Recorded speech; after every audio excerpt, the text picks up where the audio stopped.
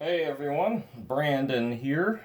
In this video, I want to be teaching you a very simple lesson. This particular lesson, this first one that we'd be going over together, would be if this were your first lesson coming into the drums with no experience whatsoever, without even any musical experience whatsoever.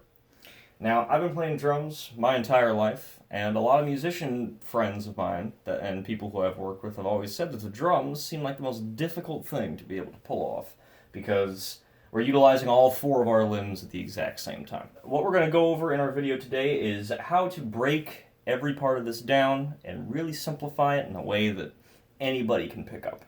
Alright? Now, one thing I always tell all my students, especially the ones on the very young side, I tell them that playing the drums is like putting together the pieces of a puzzle. Our arms and our legs are the pieces, and we just assemble them in different ways to create a bigger picture. All right? If you can count to 4, I got good news for you.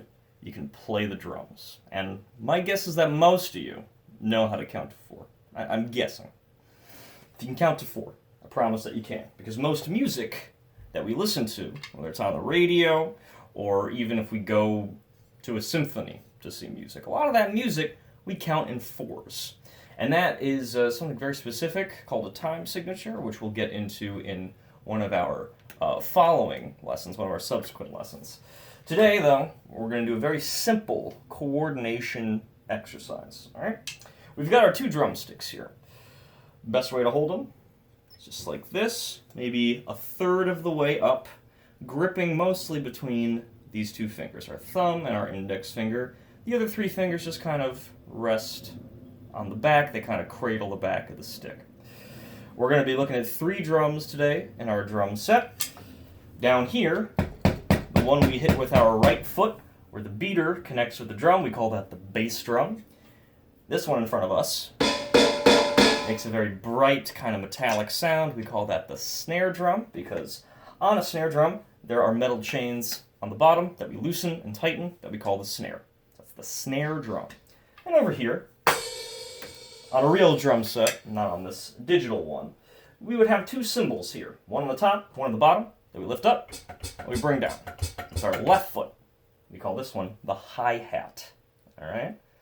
So, hi-hat, snare drum, bass drum. Alright?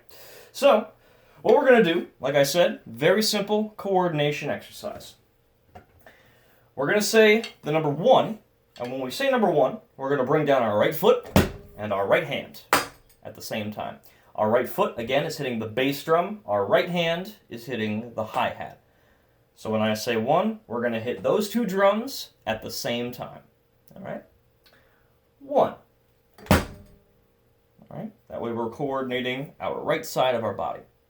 When I say 2, what we're going to do is we're going to hit the hi-hat again and the snare drum with our left hand. So that's both hands coming down when I say 2. Okay, let's put those together right now. 1, 2. All right? Like I said, if we can count to 4, we can play the drums. So we're already halfway there, right? What's left are 3 and 4. And I got good news for you guys. 3 is the same as 1. And 4 is the same as 2. So let's put all that together. 1, 2, 3, 4.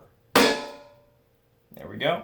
So, if you want to learn how to play the drums the easy way, where everything's broken down and you can count out loud as you practice from 1 to 4, that's all.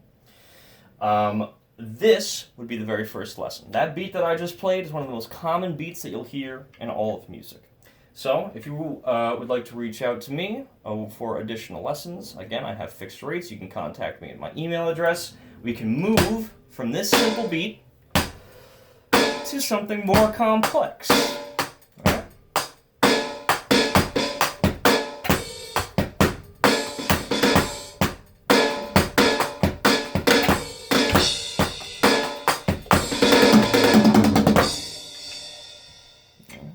Hope this helps, guys. Take care and rock on.